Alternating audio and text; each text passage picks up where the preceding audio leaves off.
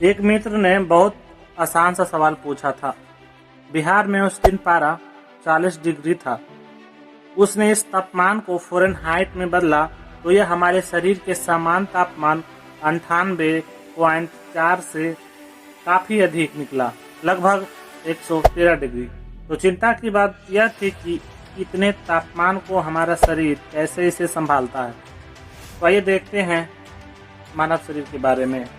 मानव शरीर कितना तापमान झेल सकता है, यह प्रश्न भिन्न भिन्न देशों और क्षेत्रों पर निर्भर करता है। भारत व दक्षिण देशों के लोग जितनी गर्मी सह सकते हैं, वह ठंडे देशों के लोग इतनी गर्मी असहनीय है।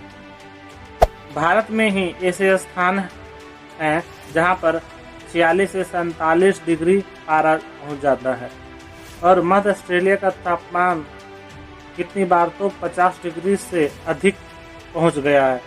धरती पर सबसे अधिक तापमान 57 डिग्री रिकॉर्ड किया गया है। वैज्ञानिकों ने ऐसे भी प्रयोग किए हैं कि मनुष्य का तापमान अधिकतम तापमान का सहन कर सकता है।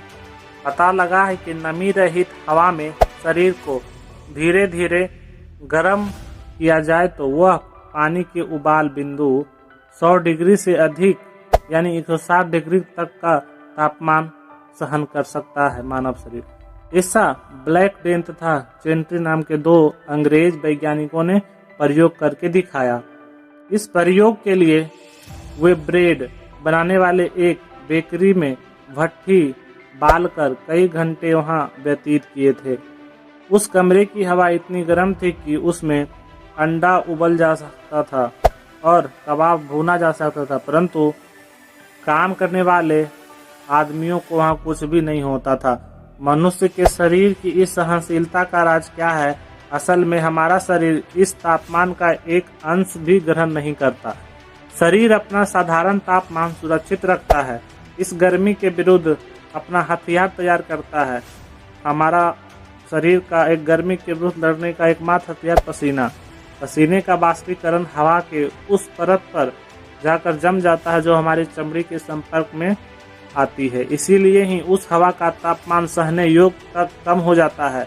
इसके लिए 2 शर्तें हैं। एक तो शरीर गर्म की स्रोत से सीधे संपर्क में न आए तथा दूसरा हवा पूरी तरह शुष्क हो।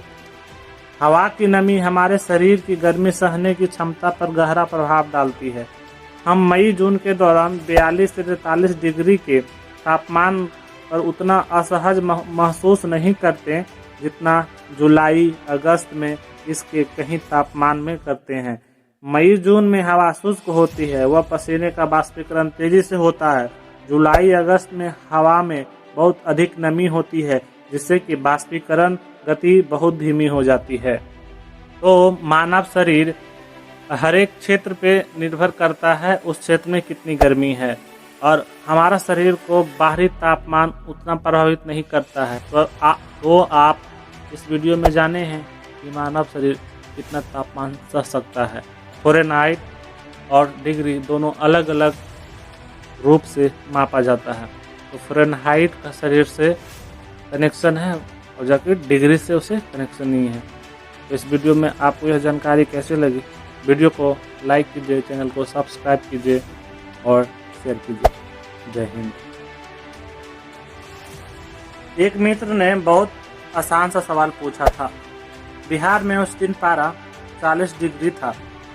उसने इस तापमान को फ़ारेनहाइट में बदला तो यह हमारे शरीर के समान तापमान 98.4 से काफ़ी अधिक निकला, लगभग 113 डिग्री। तो चिंता की बात यह थी कि इतने तापमान को हमारा शरीर कैसे इसे संभालता है। तो आइए देखते हैं मानव शरीर के बारे में। मानव शरीर कितना तापमान झेल सकता है, यह प्रश्न भिन्न भिन्न देशों और क्षेत्रों पर निर्भर करता है। भारत व दक्षिण देशों के लोग जितनी गर्मी सह सकते हैं, वह ठंडे देशों के लोग इतनी गर्मी असहनीय है। भारत में ही ऐसे स्थान हैं जहां पर 46 से 47 डिग्री पारा पहुंच जाता है और मध्य ऑस्ट्रेलिया